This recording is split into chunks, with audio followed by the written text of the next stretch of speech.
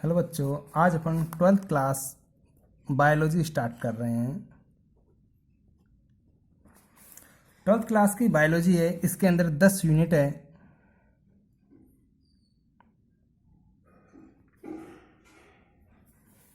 दस यूनिट्स के अंदर 42 चैप्टर है। आज अपन पहली यूनिट स्टार्ट करेंगे।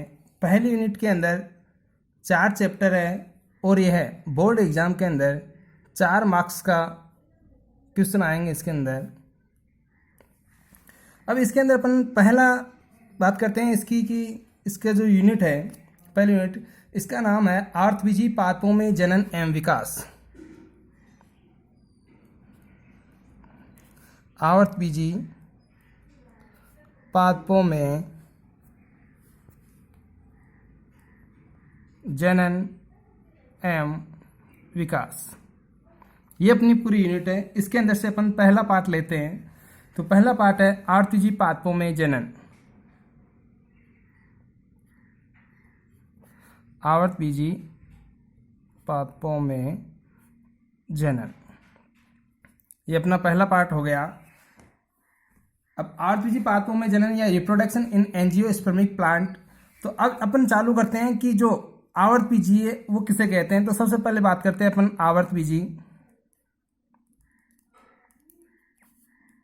नाम से ही है आवर्त, आवर्त का अर्थ होता है आवरण, अर्थात वे पादप जिनके बीजों के ऊपर आवरण पाया जाता है उन्हें आवर्तबीजी पादप कहते हैं। वे पादप जिनके बीजों के ऊपर आवरण पाया जाता है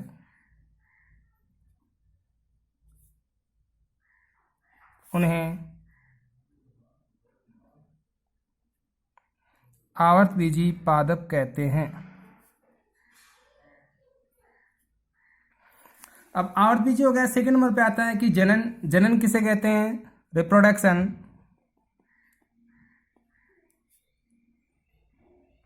रिप्रोडक्शन या जनन। जनन की बात करें तो प्रत्येक सजीव के द्वारा अपने समान जो नई संतति उत्पन्न की जाती है उसे अपन जनन कहते हैं। सजीवों के द्वारा, डेफिनेशन देखो, सजीवों के द्वारा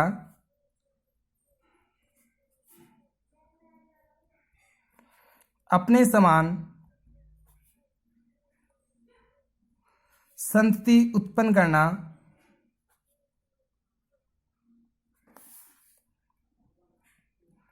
जनन कहलाता है।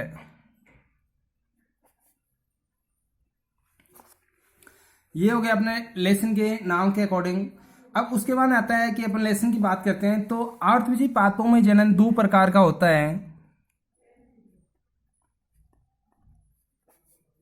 आवर्तबीजी पादपों में जनन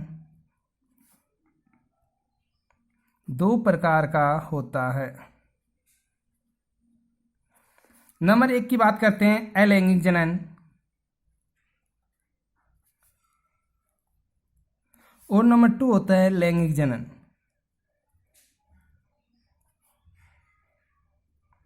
asexual reproduction and sexual reproduction. तो सबसे पहले बात करते हैं अपन एसेक्सुअल रिप्रोडक्शन।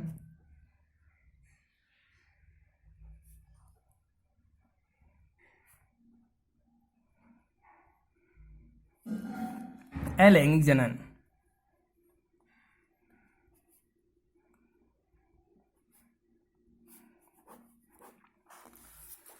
अलैंगिक जनन की डेफिनेशन की बात करें तो अलैंगिक जनन है वो है कि एक ही जनक के द्वारा अपने समान संतति उत्पन्न करने की क्रिया को अलैंगिक जनन कहते हैं।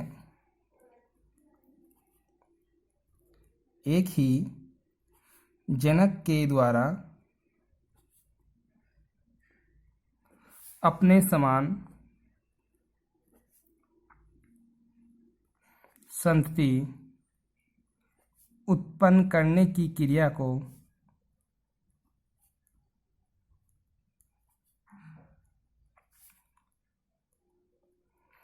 अलैंगिक जनन कहते हैं।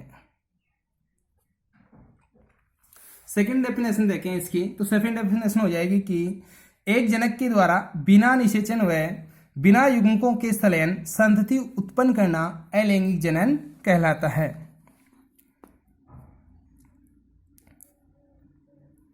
एक ही जनक के द्वारा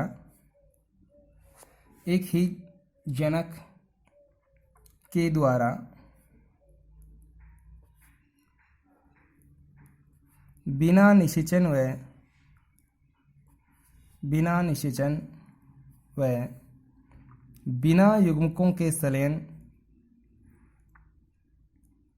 बिना युग्मकों के संलयन एक ही जनक के द्वारा बिना निषेचन व बिना युग्मकों के संलयन के द्वारा नई संतति प्राप्त करना, नई संतति बनाना अलैंगिक जनन कहलाता है।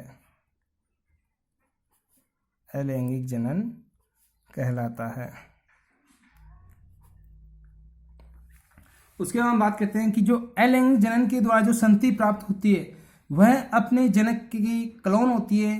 अब अपने जनक की क्लोन क्यों होती है? क्योंकि जो संतति प्राप्त होती है अलैंगिक जनन के द्वारा, उस संतति के अंदर सारे के सारे गुणसूत्र है वो एक ही जनक के द्वारा प्राप्त होते हैं, इसलिए उसके अंदर सारे लक्षण अपने पैतृक के समान होते हैं या अपने जनक के समान होते हैं। तो बात करते हैं अपन क्लोन की, कि क्लोन क्या है?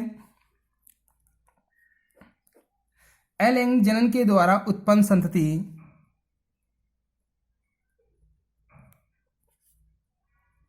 अलैंगिक जनन के द्वारा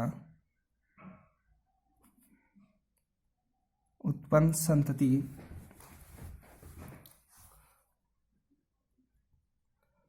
आनुवांशिक रूप से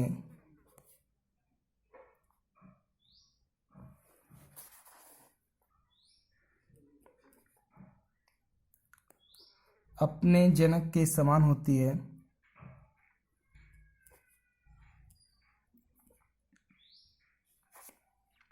इसलिए यह संतति जनक की क्लोन भी कहलाती है।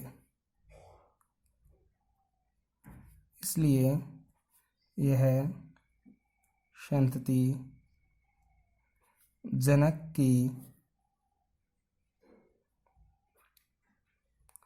क्लोन भी कहलाती है। ये हो गया अपना अलैंगिक जनन की नॉर्मल डेफिनेशन हो गई। उसके बाद आते हैं कि जो अलैंगिक जनन है वो दो प्रकार का होता है।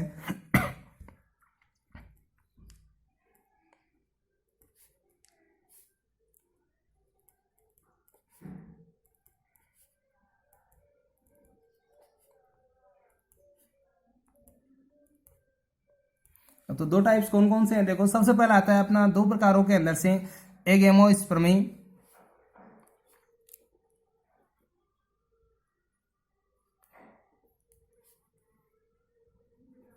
एगोमोस्पर्मी या अनिषेक बीजता।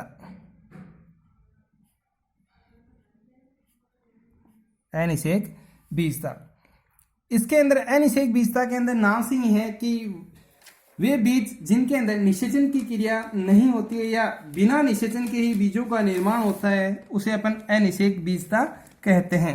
डेफिनेशन देखो, पादपों में बिना निषेचन के बीज का निर्माण होता है। पादपों में बिना निषेचन के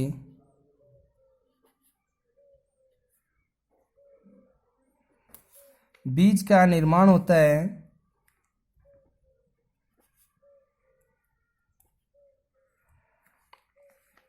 इनमें अर्धसूत्री विभाजन की क्रिया नहीं होती है।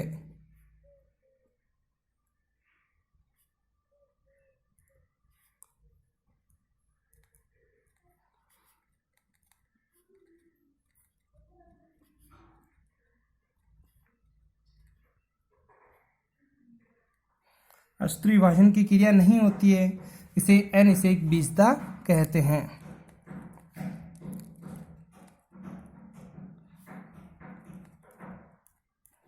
इसे अनिषेक बीजता कहते हैं। ये अपना अनिषेक बीजता कंप्लीट हो गई है। सेकंड नंबर पे आता है अपना कायिक जनन। कायिक जनन या वेजिटेटिव रिप्रोडक्शन।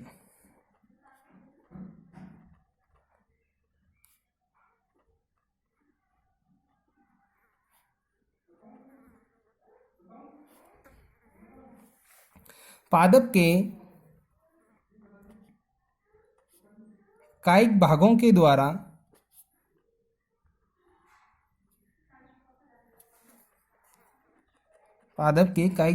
द्वारा होने वाला जनन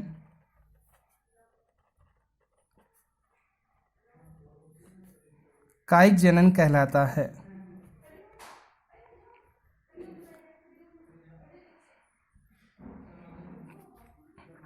अब बात करते हैं कि पादप के कायिक भाग कौन से होते हैं। तो पादप के कायिक भागों की बात करें तो किसी भी पुष्प के अंदर एंड्रोसियम और गायनोसियम के अलावा जितने भी पादप के बाकी के अंग होते हैं या भाग होते हैं वो सभी के सभी पादप के कायिक भाग कहलाते हैं। और एंड्रोसियम एंड गायनोसियम है वो पादप के लैंगिक अंग कहलाते हैं या सेक्सुअल पार्ट कहलाते हैं।